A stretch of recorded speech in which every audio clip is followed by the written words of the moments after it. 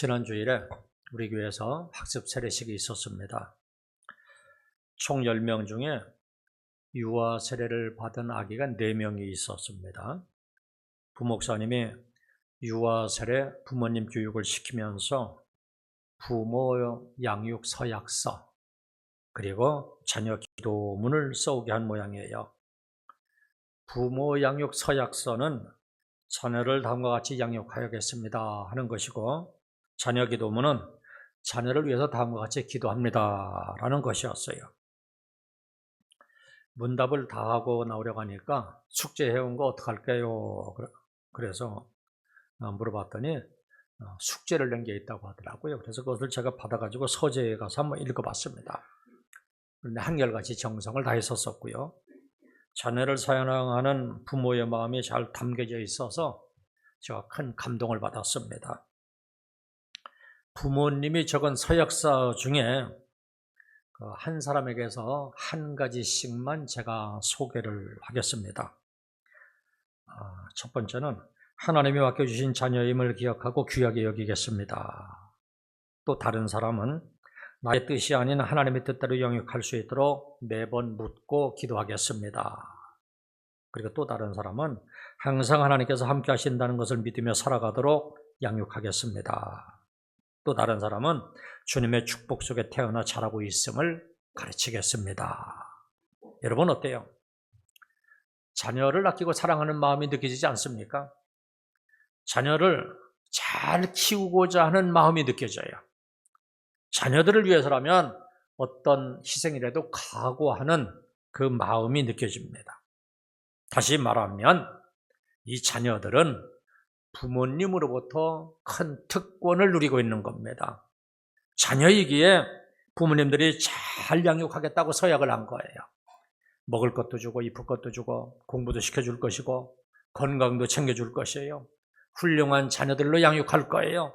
뿐만 아니라 자녀에게는 상속권도 있습니다. 이런 것들은 자녀로서 누리는 특권입니다. 다른 말로 하면 권세라고 합니다. 권세란 합법적인 권리를 얘기하는 거예요. 그런데 하나님의 자녀된 우리들도 역시 마찬가지예요. 하나님의 자녀가 되기만 하면 엄청난 권세가 주어진다고 약속하고 있어요. 창조주가 되시고 만왕의 왕이 되시고 온 우주 만물을 주권을 가지고 운행하시고 섭리하시는 하나님이십니다. 그분의 자녀가 되기만 하면 엄청난 권세가 주어지는 거예요. 그렇다면 우리들은 어떠한 경우에도 하나님의 자녀들이 되어야 됩니다.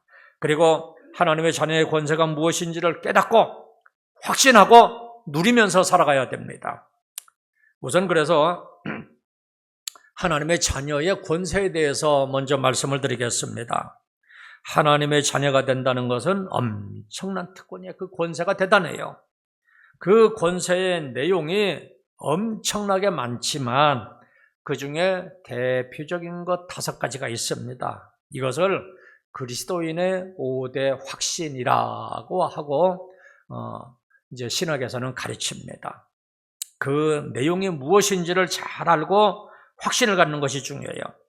하나님의 자녀가 되고도 그 권세의 내용을 잘 모르거나 확신하지 못한다면 그 축복을 충분히 누리지 못합니다. 큰 손해를 보면서 살아가게 됩니다. 마치 이런 거예요. 덴마크의 동화작가 안데르센이 있죠. 미운 오리 새끼라고 하는 글이 있습니다. 어미 오리가 알을 품고 있었어요. 알에서 오리 새끼들이 깨어납니다. 그런데 그 중에 제일 큰 알은 아직 나오지를 않습니다. 그래도 계속 품었더니 며칠 후 그 큰 알도 깨어났는데 생김새가 좀 이상했어요. 목이 길쭉하고 털도 희끗희끗하고 덩치가 큰 미운 오리 새끼였어요. 다른 오리들이 조롱하고 미워합니다.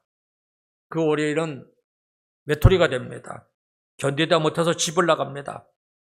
이곳저곳을 배회하는데 너무 쓸쓸해요. 어느덧 계절이 바뀌고 미운 오리 새끼는 자라서 모습이 점점 더 변화됩니다. 그런데 어느 날 백조가 날아가는 것을 보았습니다. 그런데 그 모습이 너무나도 우아하고 아름다운 거예요. 그런데 연못에 비친 자기의 모습을 보니까 그 날아가는 그 멋진 새와 똑같았어요. 그러니까 그 미운 오리 새끼도 사실은 백조였던 거예요. 그것도 모르고 이제까지 미운 오리 새끼로 알고 바보처럼 살았던 거예요. 우리들도 이 미운 오리 새끼처럼 바보 같은 인생을 살면 안 돼요. 험악한 세상에서 상처받고 조롱받으면서 힘없이 살아가면 안 돼요. 예수님을 믿고 하나님의 자녀가 되는 것도 중요하지만 그 권세가 얼마나 대단한 것인지를 깨닫고 누리면서 살아가야지 돼요. 그럴 때 하나님의 자녀답게 복된 인생을 살아갈 수가 있는 겁니다. 그러면 하나님 자녀의 권세가 무엇인지, 우리들이 잊지 말고 확신을 가져야 될 것이 무엇인지 지금부터 하나씩 좀 말씀을 드리겠습니다. 우선 제일 첫 번째는 나는 구원을 받았다는 확신이에요. 이것은 내가 죄와 사망의 권세에서 구원을 받고 이제는 영원한 생명을 얻은 하나님의 자녀가 되었다는 확신이에요. 요한복음 5장 24절입니다. 내가 진실로 진실로 너에게 이르노니 내 말을 듣고 또 나 보내신 이를 믿는 자는 영생을 얻었고 심판에 이르지 않으니 사망에서 생명으로 옮겼느니라. 영생을 얻었고 생명으로 옮겼느니라. 여기에 보면 얻었고 옮겼느니라 하는 두 단어가 나옵니다. 헬라어 문법을 보면 이것은 부정과거 시제입니다. 우리나라 말에는 이런 시제가 없기 때문에 언뜻 이해가 되지 않는데 어떤 의미냐면 이것은 단번에 이루어진 사건이에요. 그런데 절대로 취소되지 않는다는 의미가 있어요. 세상이 하도 험하니까 우리가 지금 받은 이 구원도 혹시 취소되지 않을까 하는 의구심이 들 때가 있어요. 어떤 때는 내 마음 나도 모르잖아요. 혹시 나중에 나이가 들어서 늙어서 예수님을 몰라보면 어쩌지? 이런 생각이 들 때가 있어요. 그런데 그것은 다 쓸데없는 걱정이에요. 예수님이 분명히 약속하신 것이 있거든요. 요한복음 10장 28절 이하입니다. 내가 그들에게 영생을 주노니 영원히 멸망하지 아니할 것이요 또 그들을 내 손에서 빼앗을 자가 없느니라. 그들을 주신 내 아버지는 만물보다 크심에 아무도 아버지 손에서 빼앗을 수 없느니라. 하나님이 우리에게 주신 영생, 영원한 생명은 그 어느 누구도 빼앗을 수가 없는 거예요. 하나님은 만물보다 크시기 때문에 아무도 아버지의 손에서 우리를 빼앗아갈 수가 없어요. 어두운 밤길에 아버지가 아이를 얻고 갑니다. 너무 졸려서 축 처지니까 아버지가 업고 가는데 이렇게 얘기해요. 예, 아빠를 꼭 잡아라. 그런데도 아이가 스르르 잠이 들어오면 잡은 손이 풀려요. 그러면 아빠는 어떻게 하느냐? 절대로 이 아이를 놓치지 않으려고 그래요. 그래서 업고서 이렇게 앞으로 꾸부정하게 숙여서라도 절대로 아이가 떨어지지 않게 보살필 거예요. 하나님도 자녀된 우리들을 이렇게 해주세요. 이것을 가리켜서 신학적인 용어로 성도의 견인이라고 해요. 우리를 택하신 하나님은 끝까지 우리의 믿음을 지켜주실 것이고 반드시 우리를 천국까지 인도하실 것입니다. 우리가 인내하고 우리가 믿음을 지키는 것 같은데 사실은 하나님이 우리를 붙잡아주고 계신 거예요. 이러한 하나님을 믿고 이제는 더욱더 내 구원에 대한 확신을 가지고 당당하게 살아가는 저와 여러분들이 다 되시기를 주님의 이름으로 축원합니다. 두 번째는 어떤 확신이냐면 나의 모든 죄를 사함받았다는 확신이에요. 하나님의 자녀가 되었지만 우리는 여전히 부족한 죄인이에요. 법적으로는 대속의 은혜를 받은 어엿한 의인, 성도가 되었지만 아직도 육신을 입고 있기 때문에 실제로 살아가는 모습을 보면 아직도 옛 행세를 그대로 하면서 살아가요. 자주 실수를 하기도 하고 죄를 짓기도 합니다. 하나님의 자녀가 된 이후에도 이렇게 죄를 반복해요. 그러면 어떻게 될까? 자녀가 잘못할 때 아버지가 어떻게 하는지를 한번 생각해 보시기를 바랍니다. 가짜 아버지는 진짜 아버지가 아닌 사람은 버릴지를 몰라도 진짜 아버지는 용서하고 또 용서하고 결코 버리지 않아요. 성경에서 여기에 대한 비유를 하고 있죠. 탕자의 비유를 보세요. 모든 재산을 탕진하고 돌아온 아들이지만 용서하고 다 받아줘요. 잔치까지 벌여줘요. 또 다윗과 압살롬을 보세요. 이 압살롬이 어떤 아들이에요? 자기 아버지 다윗을 배반하고 반역을 하고 죽이려고 하잖아요. 그런데 이 아들을 향한 다윗의 마음은 애끓는 사랑으로 가득 넘쳐나요. 이제 어쩔 수 없이 마지막 전쟁을 하게 됩니다. 아들과. 그런데 전쟁터에 나가는 장수들에게 다윗이 뭐라고 부탁합니까? 내 아들을 좀 살살 다루어 달라고 부탁을 해요. 그러다가 전쟁터에서 죽었다는 소식을 듣고 대성통곡을 하면서 식음을 전폐합니다. 전쟁에서 승리하고 온 신하들이 부끄러워할 정도로 그렇게 서러워합니다. 이처럼 성경에 나오는 부모들은 자녀들이 실수하고 죄를 지을지라도 절대로 자녀들을 포기하지 않았어요. 오히려 간절한 마음으로 기다려주고 품어주고 용서해주고 끝까지 사랑해 주었어요. 이것은 우리를 향하신 하나님의 마음을 보여주시는 거예요. 요한일서 1장 9절에 보니까 만일 우리가 우리 죄를 자백하면 그는 미쁘시고 의로우사 우리 죄를 사하시며 우리를 모든 무리에서 깨끗하게 하실 것이요. 우리는 육신을 입고 있기 때문에 얼마든지 죄를 지을 수 있는데 그런다고 해서 우리를 버리는 것이 아니라 우리가 죄를 고백하기만 하면 언제든지 우리 죄를 사하여 주시고 우리를 깨끗하게 해주신다는 말씀이에요. 요한일서 2장 1절입니다. 나의 자녀들아 내가 이것을 너희에게 쓰면 너희로 죄를 범하지 않게 하려 함이라. 만일 누가 죄를 범하여도 아버지 앞에서 우리에게 대언자가 있으니 곧 의로우신 예수 그리스도라. 우리가 죄를 지으면 하나님 앞에서 우리를 대신해서 변호해 주는 대언자가 있다는 말씀이에요. 이 대언자는 곧 예수 그리스도십니다. 나의 죄를 대신해서 십자가에 죽으신 그 예수님이 지금도 나의 죄를 위해서 하나님 앞에서 변호하고 계시는 거예요. 우리가 죄를 지었는데 하나님, 저 사람의 죄를 제가 이미 십자가에서 그 죄의 값을 다 치렀습니다. 이렇게 변호하고 계시는 거예요. 그렇기 때문에 우리가 가지고 있는 이 하나님의 자녀가 되는 권세는 영원히 안전한 거예요. 어느 누구도 빼앗아갈 수가 없는 거예요. 그러면 우리가 지은 죄를 언제까지 얼마나 여러 번 용서해 주실까? 마태복음 18장 22절입니다. 예수께서 이르시되 내게 이르노니 7번뿐 아니라 7번을 70번까지라도 할지니라. 베드로가 예수님에게 질문한 거예요. 형제가 우리에게 죄를 지으면 몇 번까지 용서해 주면 되겠습니까? 7번까지 용서해 주면 되겠습니까? 그러니까 예수님이 7번뿐만 아니라 7번을 70번까지라도 용서해 주라고 해요. 이 말씀은 숫자 그대로 490번까지 용서해 주라는 것이 아니라 무한정 끝까지 용서해 주라는 말씀이에요. 베드로에게 이렇게 말씀하신 것은요, 이것이 바로 우리를 향하시는 하나님의 마음이라고 하는 거예요. 하나님은 우리를 이처럼 무한정 용서하신다는 말씀이기도 해요. 그래서 예수님이 우리의 모든 죄를 용서하셨다는 말씀은 용서하지 못할 죄가 없다는 의미가 되기도 하고요. 또 우리의 과거의 죄, 현재의 죄, 미래의 죄까지도 다 용서하셨다는 의미가 있기도 해요. 그렇다고 해서 마음 놓고 죄를 지으라는 것은 아닙니다. 이러한 하나님 아버지의 사랑을 진정으로 깨달은 사람이라고 하면 이제는 더욱더 하나님의 자녀답게 살아야 마땅해요.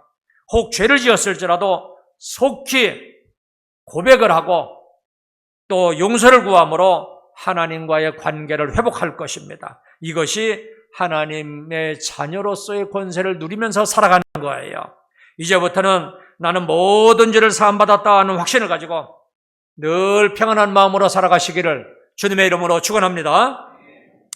그리고 기도 응답에 대한 확신이에요. 우리가 세상을 살아가다가 보면 난관에 부딪힐 때가 참 많이 있어요. 그때마다 막막해요. 그런데 우리에게는 비상 무기가 있어요. 곧 기도입니다. 요한복음 16장 24절입니다. 지금까지는 너희가 내 이름으로 아무것도 구하지 아니하였으나 구하라. 그리하면 받으리니 너희 기쁨이 충만하리라. 예수님의 이름으로 기도하면 다 들어주시겠다는 거예요. 하나님 자녀의 권세를 가졌으면 이제부터는 구하라는 말씀이에요. 그러면 구하는 것을 받을 것이라는 거예요. 요한일서 5장 14절부터입니다. 그를 향하여 우리가 가진 바 담대함이 이것이니 그의 뜻대로 무엇을 구하면 들으심이라. 우리가 무엇이든지 구하는 바를 들으시는 줄을 안즉 우리가 그에게 구한 그것을 얻은 줄을 또한 아느니라. 여기에 보시면 우리가 가지고 있는 담대함이 있다는 거예요. 이 담대함이 무엇을 말하는 거예요? 당당한 권리를 얘기하는 거예요. 우리에게는 당당한 권리가 있다는 거예요. 그것이 뭐예요? 하나님의 자녀의 합당한 권리를 얘기하는 거예요. 이 합법적인 권리, 이 합법적인 권리가 무엇일까? 조금 전에 읽은 본문에서는 하나님의 뜻대로 구하면 하나님께서 들으신다는 거예요. 이게 우리 하나님의 자녀가 가지고 있는 아주 합법적인 권리예요. 무엇이든지 구하는 것을 다 들으시기 때문에 그 구한 것을 얻은 줄로 아는 거예요. 이것이 바로 하나님 자녀로서의 권세입니다. 그렇다면 이제부터는 기도가 무엇인지를 조금 더 알 거예요. 어떤 자세로 기도할 것인지도 알 거예요. 기도하지 않는다면 하나님의 자녀로서의 권세를 누리지 못하는 거예요. 당당하게 구하시기를 바랍니다. 아이들이 부모에게 요구하는 것을 한번 보세요. 자녀의 권세가 참 대단해요. 맡겨놓은 것도 아니면서 얼마나 당당하게 요구하는지 몰라요. 뭐예요? 이것이 바로 자녀의 권세입니다. 그렇다면 이제부터는 저와 여러분들도 하나님의 자녀의 권세를 가지고 당당하게 구할 것을 구하여서 풍요로움을 누리며 살아갈 수 있기를 주님의 이름으로 축원합니다. 그리고 네 번째로 하나님의 나의 인생길을 인도하신다는 확신이에요. 성경에서는 우리 인생을 흔히 광야와 같은 인생이라 이렇게 비유하고 있어요. 길도 없고 위험천만해요. 그러나 하나님이 우리의 목자가 되어서 길을 인도해 주신다는 겁니다. 시편 23편 1절부터입니다. 여호와는 나의 목자시니 내게 부족함이 없으리로다. 그가 나를 푸른 풀밭에 누이시며 쉴 만한 물가로 인도하시는도다. 내 영혼을 소생시키시고 자기 이름을 위하여 의의 길로 인도하시는도다. 내가 사망의 음침한 골짜기로 다닐지라도 해를 두려워하지 않을 것은 주께서 나와 함께 하심이라. 주의 지팡이와 막대기가 나를 안위하시나이다. 이 양은요 아주 고도근시예요. 조금만 멀어도 그걸 볼 수가 없어요. 그래서 앞에 가는 양의 뒤 사타구니에다가 머리를 막 들이받고 따라오는 겁니다. 그러니까 분별을 못해요. 좌우도 분별을 못해요. 그리고 약해서 늘 넘어지고 자빠져요. 그걸 일으켜주지 않으면 스스로 못 일어나요. 그러니까 목자가 없으면 양은 죽은 목숨이에요. 그러나 목자를 졸졸 따라다니기만 하면 모든 문제가 다 해결이 돼요. 우리들도 마찬가지예요. 하나님이 나의 인생길의 목자가 되어서 부족함이 없게 해주신다는 거예요. 푸른 풀밭으로 인도해 주시고 쉴 만한 물가로 인도해 주십니다. 우리 영혼을 소생케 해주십니다. 의의 길로 인도해 주십니다. 사망의 음침한 골짜기로 다닐지라도 두려워할 필요가 없어요. 함께 하시면서 주의 지팡이와 막대기로 우리를 안위하시기 때문입니다. 이것이 하나님의 자녀의 권세입니다. 그렇다면 우리들은 하나님의 자녀답게 목자가 되시는 하나님의 말씀에 순종하며 따라가기만 하면 돼요. 잠언 3장 5절 이하입니다. 너는 마음을 다하여 여호와를 신뢰하고 내 명체를 의지하지 말라. 너는 범사의 그를 인정하라. 그리하면 내 길을 지도하시리라. 마음을 다하여 하나님을 신뢰해야지 돼요.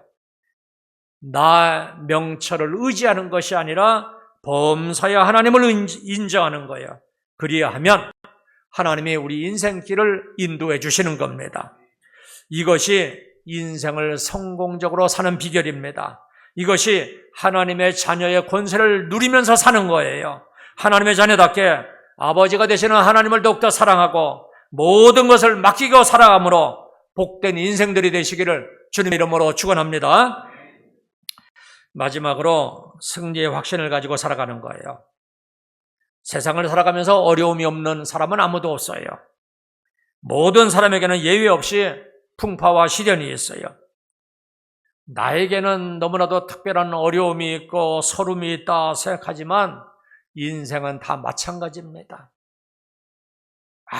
아무리 권력을 가진 사람이라도 회장이라도 다 나름대로의 어려움이 있고 근심 걱정이 있습니다. 하나님이 우리 인생을 축복하실 계획을 가지고 계실지라도 레드카펫을 쫙 깔아놓지는 않으세요. 하나님은 우리 인생에서 고난을 제거해 주시는 것이 아니라 그 고난 가운데서 그것을 극복하고 승리할 수 있도록 우리를 도와주시는 거예요. 우리 아버지가 되시는 하나님은 절대로 우리를 과잉 사랑하지 않아요. 과잉 보호하지 않아요. 하지만 우리 인생에 어려움이 있을 때 반드시 우리가 기억할 것이 있어요. 하나님 자녀의 권세입니다. 우리에게는 승리가 보장되어 있어요. 모든 것을 섭리하시는 하나님은 우리가 승리하도록 이미 다 설계해 놓으셨어요. 그리고 때를 떠나 도와주신다는 사실을 꼭 기억하시기를 바랍니다. 고린도전서 10장 13절입니다. 사람이 감당할 시험 밖에는 너희가 당한 것이 없나니 오직 하나님은 미쁘사 너희가 감당하지 못할 시험당함을 허락하지 아니하시고 시험당할 즈음에 또한 피할 길을 내사 너희로 능히 감당하게 하시느니라. 우리가 감당하지 못하는 시험은 허락하지 않으신다는 거예요. 시험에 범위가 있다는 거예요. 피할 길도 주신다는 거예요. 항상 동행하면서 도와주신다는 거예요. 그렇기 때문에 우리에게는 어떤 시험이든지 그것을 이겨내고 승리할 수 있다는 것입니다. 이것이 바로 하나님 자녀의 권세입니다. 잠언 24장 16절입니다. 대저 의인은 7번 넘어질지라도 다시 일어나려니와 악인은 재앙으로 말미암아 엎드러지느니라. 대저 의인은, 다시 말하면 하나님의 자녀는 7번 넘어질지라도 다시 일어선다는 거예요.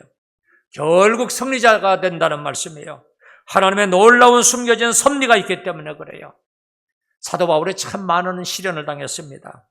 그런데 이 비밀스러운 섭리에 대해서 이렇게 말씀을 하고 있어요. 로마서 8장 28절입니다. 우리가 알거니와 하나님을 사랑하는 자, 곧 그의 뜻대로 부르심을 입은 자들에게는 모든 것이 합력하여 선을 이루느니라.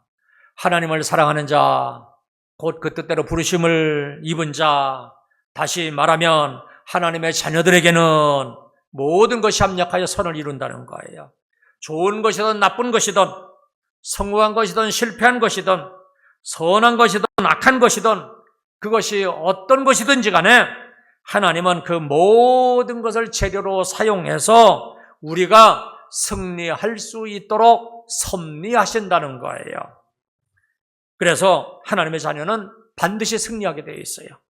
지금은 실패한 것 같이 보일지라도 결국 마침내 그 결국을 보면 승리자가 된다는 사실을 깨닫고 더욱더 하나님의 자녀답게 살아가시기를 주님의 이름으로 축원합니다.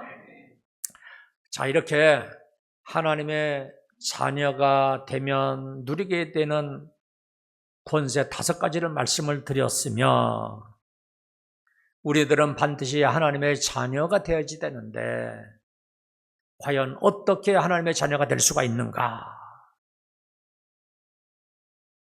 모든 사람이 다 하나님의 자녀가 되는 것은 아니에요. 하나님은 창조주시고 우리들은 피조물이에요. 피조물에 불과한 우리들이 과연 어떻게 창조주가 되시는 그분의 자녀가 될 수가 있겠습니까? 이것은 불가능한 거예요. 사람의 힘으로는. 그런데 참 감사하게도 오늘 본문에 보시면 하나님께서는 우리가 하나님의 자녀가 될 수 있는 방법을 정해 놓으셨어요. 오늘 본문을 다시 한번 읽어보겠습니다. 영접하는 자, 곧 그 이름을 믿는 자들에게는 하나님의 자녀가 되는 권세를 주었으니 이는 혈통으로나 육적으로나 사람의 뜻으로 나지 아니하고 오직 하나님께로부터 난 자들이니라. 여기에 보시면 누구에게 하나님의 자녀가 되는 권세를 주신다고 했습니까? 영접하는 자, 곧 그 이름을 믿는 자들에게 주시는 거예요. 오직 우리 각 개인이 개별적으로 예수님의 이름을 믿고 영접하는 사람에게만 주어지는 거예요. 인간의 유전이나 혈통으로 세습되는 것이 아니에요. 인간적인 어떤 노력, 종교적인 고행이나 금욕이나 수도를 아무리 할지라도 아무리 어떤 의지적인 노력을 가지고 이것이 되는 것이 아닙니다. 돌은 아무리 닦아도 돌인 것처럼 죄인된 인간은 아무리 힘쓰고 애써도 여전히 죄인일 뿐이에요. 그러니까 우리 스스로는 하나님의 자녀가 도무지 될 수가 없어요. 그런데 하나님이 오직 한 길 정해 놓으신 방법이 있어야 예수님을 영접하는 자. 다시 말하면 예수님의 이름을 믿는 자들에게는 하나님의 자녀가 되는 권세를 주셨어요. 합법적인 권리를 주셨다고요. 이것은 하나님의 정해놓으신 약속이에요. 그래서 누가 뭐라고 해도 소용이 없고 어떤 의의를 제기해도 소용이 없어요. 이것이 바로 하나님이 정해놓으신 유일한 약속이에요. 그래서 예수님을 믿는 자는 하나님의 자녀가 되는 권세, 다시 말하면 합법적인 하나님의 자녀의 권리를 갖게 되는 거예요. 이것을 이해하기 위해서 미국 국적법을 가지고 좀 소개를 하겠습니다. 미국이라고 하는 나라는 좀 특이해요. 부모의 국적과는 상관이 없이 여하간에 미국 땅에서 태어나기만 하면 미국 사람이 되는 거예요. 심지어 불법 체류자의 자식일지라도 심지어는 일부러 저 원정 출산을 가서 다른 나라 사람인데 일부러 미국에 가서 애를 딱 낳기만 해도 그냥 미국 시민권자가 되는 거예요. 좀 황당해 보이지만 자기네들이 그렇게 정해놓고 그렇게 하겠다는데 누가 뭐래요? 미국 사람들이 정해놓은 거예요. 우리는 우리나라 와서 누구든지 아기를 낳으면 그 아기는 우리 미국 사람이 있다. 정해놓은 거예요. 그런데 하나님 나라의 시민권도 역시 마찬가지입니다. 하나님이 정해놓으시고 그렇게 하시겠다는데 누가 감히 의의를 제기하겠습니까? 그대로 믿고 따르면 그 사람은 하나님의 자녀가 되는 거예요. 그렇다면 여러분들은 어떻습니까? 여러분들은 지금 예수님을 믿나요? 예수님을 영접했습니까? 마음의 문을 활짝 열고 예수님을 내 마음속에 모셔드렸습니까? 예수님은 지금도 성령으로 우리에게 찾아오셔서 우리 마음의 문을 두드리십니다. 요한계시록 3장 20절입니다. 내가 문 밖에 서서 두드리노니 누구든지 내 음성을 듣고 문을 열면 내가 그에게로 들어가서 그로 더불어 먹고 그는 나로 더불어 먹으리라. 주님은 지금 이 시간도 우리의 마음의 문을 두드리고 계신다는 거예요. 이때 우리가 마음의 문을 열고 주님을 모셔드리기만 하면 돼요. 이것이 곧 예수님을 믿는 거예요. 그러면 하나님의 자녀가 되는 권세를 얻게 되는 거예요. 그렇다면 여러분 한번 따라해 보시기를 바랍니다. 주님, 제 마음의 문을 활짝 엽니다. 주님, 제 마음의 문을 활짝 엽니다. 지금 이 시간 제 마음에 오시옵소서. 지금 이 시간 제 마음에 오시옵소서. 제 마음의 주인으로 영접하오니 어서 오시옵소서. 제 마음의 주인으로 영접하오니 어서 오시옵소서. 이러한 고백을 입술로만 하는 것이 아니라 진실된 마음으로 고백을 하고 예수님을 나의 주인으로 영접하기만 하면 우리들은 하나님의 자녀가 되는 거예요. 어떤 환경 가운데 있을지라도 나는 이러한 고백을 하였다는 사실을 여러분 꼭 기억하시기를 바랍니다. 이러한 고백을 한 우리들은 이제 하나님의 자녀가 되는 권세를 얻은 사람들이라 하는 것을 꼭 기억하시기를 바랍니다. 이제 나는 하나님의 자녀가 되는 권세를 가졌다는 사실을 깨닫고 확신을 가지고 누리면서 살아갈 수 있기를 주님의 이름으로 축원합니다. 그냥 기도하겠습니다.